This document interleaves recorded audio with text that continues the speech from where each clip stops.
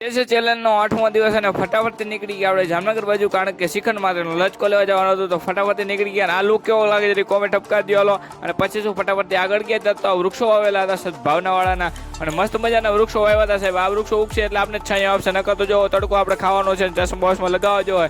અને જો પછી અહીં તડકો લાગતો એટલે મને ચશ્મા ઠપકા લીધા. પછી પૂગી ગયા લાલપુર, કારણ કે પછી આપણે લાલપુર થઈને જવાનું હતું. ત્યાં તો આ ભૂકાનો ખટારો તમે જુઓ ને તો ઘણો સાઈડ જ નહોતો આપતો. પછી આપણે પૂગી ગયા ભાલાળા દાદા, ત્યાંથી આપણે સાઈડ આપી મસ્ત મજાની. ભાઈ તમારો ખૂબ ખૂબ આભાર સાઈડ આપી. અને પછી છે ને હા રોદ આવ્યો. હવે વાત પૂછોમાં મન તો એવું કહ્યું એક મોદી બને બધે સ્પીડ કરીએ કાઢી નાખું બરોબર.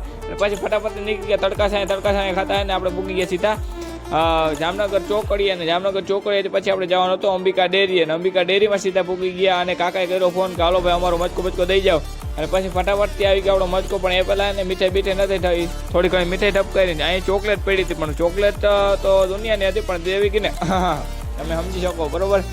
આમાં કંઈ મારે જાજુ ન કહેવું પડે. અને પછી શું ફટાફટથી આપણે સોડા બોડા લટકા લીધી, અને સોડા અને પફ આપણે ખાવાનું હતું. એક પફ લઈ લીધી, કાકાએ લઈ લીધી કચોરી. અને પછી હું દાબો મીંડા પછી પફ ખાઈ લીધા. પછી આપણે સોડા ટટકા લીધી ને પછી કર્યું સામાન પેક, અને લચકો મલાઈને બધું ટપકા લીધું. ને પછી ફટાફટ નીકળી ગયા. ને પહેલાં આપણે હજી બિલ બનાવવાનું બાકી હતું. પછી બિલ બનાવીને કાકાવાળું ફાંકી બનાવી. હું ખાતો નથી ભાઈ, આવડવું જોઈએ બધું. અને પછી ફટાફટ મસ્ત મજાની ફાંકી બનાવી, અને ફાંકી ખાઈને પછી ફટાફટ નીકળી ગયા આપણે સીધા ઘર બાજુ. લચકો મોચકો બધું લઈ લીધું. જો આ હે લચકો, અને આ હેઠે જો આ હે ને એ મલાઈ છે, કારણ કે એમાં મલાઈ નાખીએ એટલે મસ્ત મજાનું બને ફરો. અને માથે ટપતો તો તડકો, અને પછી ફટાફટ હવે હે ને તડકામાં છાંયો મળી ગયું કે ટાઢક થઈ આવી ગયા ગાડીમાં પેટ્રોલ ભરાવાના. આ બાજુ આવી ગયા પછી રસ પીવા, કારણ કે આ દેશી રસની મજા આખી અલગ છે. પછી બવેર ગ્લાસ ઠટકે મેન મારા કાકાએ જુઓ, અને કાકાને કીધું કેવો છે કે ભારી મજા આવી હતી. હજી એક ઠટકેર્યું. પછી એને નીકળી ગયા ઘર બાજુ, કારણ કે હજી શ્રીખંડ બનાવવાનું હતું. પછી ડ્રાયફ્રૂટ નાખીને બનાવવા માંડ્યા શ્રીખંડ. મસ્ત મજાનું રૂપાળું શ્રીખંડ બનાવી લીધું. આ રાજભોગ શ્રીખંડ બનાવ્યું ઘરે.